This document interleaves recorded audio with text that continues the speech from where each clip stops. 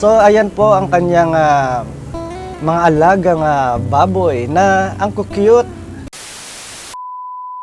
Hello, ako si PWD Rams, isang taong may kapansanan pero marunong mag-share ng blessing sa kapwa. Malakas ka kaya tumulong ka sa kapwa. Kahit ang malalapit lang sa'yo, iligtas mo sila kung makakaya mo. Gawin mo ang lahat kahit hindi pa sila magpasalamat sa'yo. Magligtas ka ng tao kahit isa lamang siya. Malakas ka kaya tumulong ka sa kapwa. Kahit ang malalapit lang sa'yo, iligtas mo sila kung makakaya mo. Gawin mo ang lahat kahit hindi pa sila magpasalamat sa'yo. Magligtas ka ng tao kahit isa lamang siya. Kapag namatay ka, dapat maraming dumalaw sa'yo. Huwag kang gumayas sa tulad ko. Uy, Team Medit Community! Tara, samahan niyo ako. Silipin natin ang first investment ni Bunso Medit aka Leche Plan Girl. Balikan natin.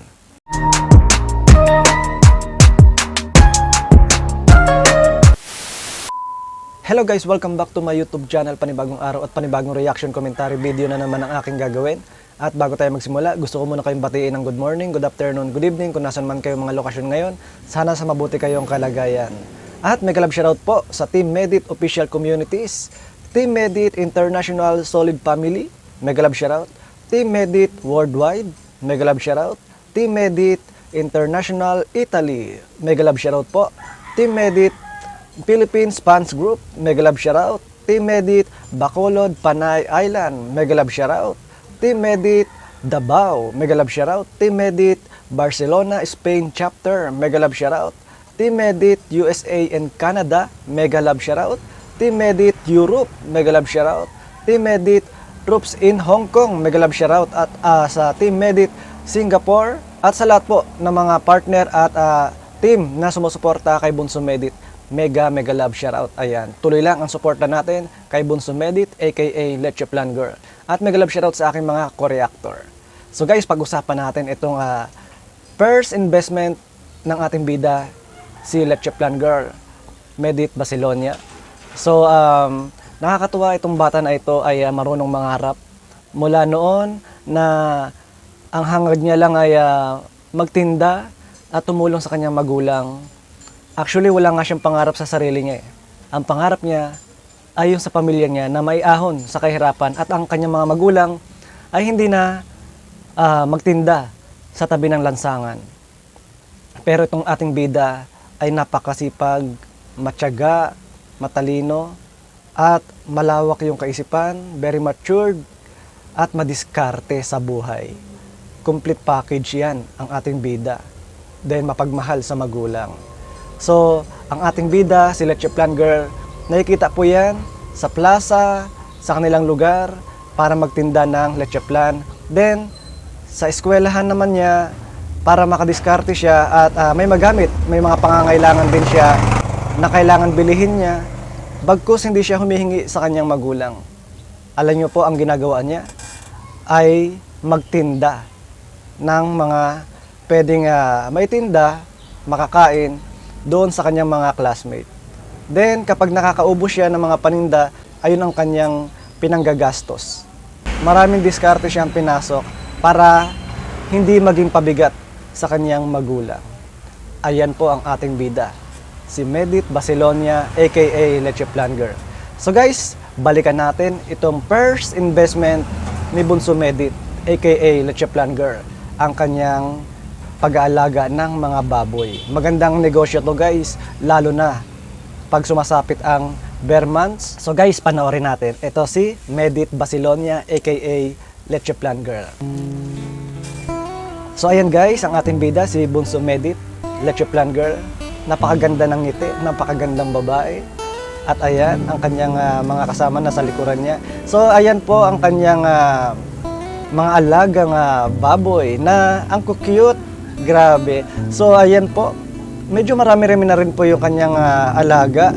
Ito po yung first investment niya po, na ito po ay ang mga nakatulong din po ay mga mababait na sponsor niya.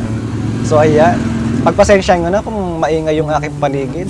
tabing kalye kami. Ayan. Guys, don't forget to thumbs up and don't forget to subscribe. Ayan. Kung nakarating po kayo dito sa aking video, pwede nyo po nga i-comment ang mga location nyo. Gusto ko pong malaman ng mga lokasyon nyo para malaman ko rin kung hanggang saan po nakarating ang aking video. Ayan. So ayun nga guys, ang pag-aalaga ng baboy ni Bunso Medit ay magandang investment yan dahil medyo mahirap nga lang sa pag-aalaga, gawa ng kailangan malinis yan, then kailangan maraming pagkain, hindi nagugutuman ng baboy. So kailangan matyaga ka, pero alam nyo ba guys, yung pag-aalaga ng baboy ay maganda po yan na investment dahil malaki po ang kita niyan kapag lalo na lumaki sila. Then kung papalahian mo pa yung mga iba dyan, grabe, talagang instant marami kang perang mahahakot sa pag-aalaga ng baboy. Kailangan lang tiyaga. Pero maganda po yung nakuwang investment ni Bunso Medit. Gawa ng malawak po yung kanyang paligid.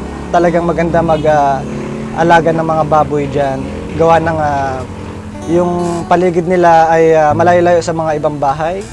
So, walang aangal na mga kapitbahay. Ayan. Di tulad sa sa city, 'di ba? Mahirap talaga mag-alaga. Kaya maganda mag-alaga ng mga ganyang baboy sa probinsya. So, ayan guys, ang ating bida ay naglilinis ng kanyang mga alagang baboy. So, maganda yan, may spray siyang hose. Actually, binili niya yan dahil nga yung tatay niya ay medyo nahihirapan magwalis-walis at magbuhos-buhos, tabo-tabo para paliguan ng baboy. Kaya ang ginawa niya, bumili siya ng hose na pwede niyang i-spray na lang. So ayan po yung ating bida. Magandang investment yan guys. Matalino ang naisip ni Bunso Medit na mag-alaga ng baboy diyan sa lugar nila. So malaki ang kita niyan guys, lalo na pag Pasko. Alam naman natin, yung baboy ay hindi nawawala kapag may mga okasyon. December, Pasko, New Year, lalo na. Pero ayan po, marami pong okasyon. Ayan, maganda po ang pag-aalaga ng baboy. So ayan po yung investment ni Bunso Medit. First investment niya po. At malaki po ang naitulong ng mga mababait na sponsor kay Bunso Medit. Sana hanggang dulo nandyan pa rin kayo nakasuporta kay Bunso Medit, mga mababait nating sponsor. Ayan. At sa lahat po ng mga sumusuporta kay Bunso Medit, Team Communities, Team Medit, sana po tuloy lang ang suporta natin kay Bunso Medit. Marami pa po siyang achievement na mararating at marami pa tayong mapapanood ng mga vlogs niya at pagcha-charity niya. So binalikan ko lang yung first investment ni Bunso Medit na napakagandang desisyon na mag-alaga ng baboy dahil malaki po ang kinikita dito sa pag-aalaga ng baboy. Basta lang matyaga at saka kailangan meron ka ring puhunan na pangkain sa mga baboy. Pero ayun nga po, napakadiskarte po ng pamilya na ito, napakasipag, kaya deserve nila kung ano po yung mga binibigay ni God sa kanila. So ayun nga guys, supportan natin si Bunso Medit aka Leche Plan Girl. At marami pa po siyang ipapakita sa atin na mga kanyang achievement. Kaya tuloy lang ang suporta natin kay Leche Plan Girl. At guys, tignan natin ang kanyang mga subscriber. So nakikita ko po dito ay nasa 54,000 subscriber plus na. So magiging 55 na ito. At unti-unting umaangat talaga guys, dire-diretso lang. Pero ayan po, naging 54,000 subscriber plus na ang ating bida si Leche Plan Girl. So maganda po ang takbo ng kanyang channel. At maganda nga po yan na step by step ang pag-angat niya. Hindi tulad po ng iba dyan na dire-diretso lang hanggang dulo yung pag-angat niya, then babagsak po pababa. Si Bunso Medit ay maganda po yung takbo ng channel niya, step by step lang. Pero sa tulong po natin yan guys, sa mga sumusuporta kay Bunso Medit, tuloy lang. At ayan po, congratulations din po sa channel ni Bunso Medit dahil po umaangat-angat po. Ayan. So ayan nga guys, congratulations sa ating mga Team Medit communities, sa mga sumusuporta kay Bunso Medit. Ayan po, maganda po ang takbo ng channel ni Bunso Medit. At ang kanyang mga views, okay din po yan. Ayan, natural lang po yan kasi yung subscriber ni Bunso Medit ay 54,000 pa lang po. Pero ayun nga po, maganda po ang takbo ng kanyang channel. So ayan guys, suporta lang natin si Bunso Medit. At sana po hanggang dulo, nandyan po kayo. Okay guys, thank you for watching. See you again in my next reaction commentary video. God bless everyone.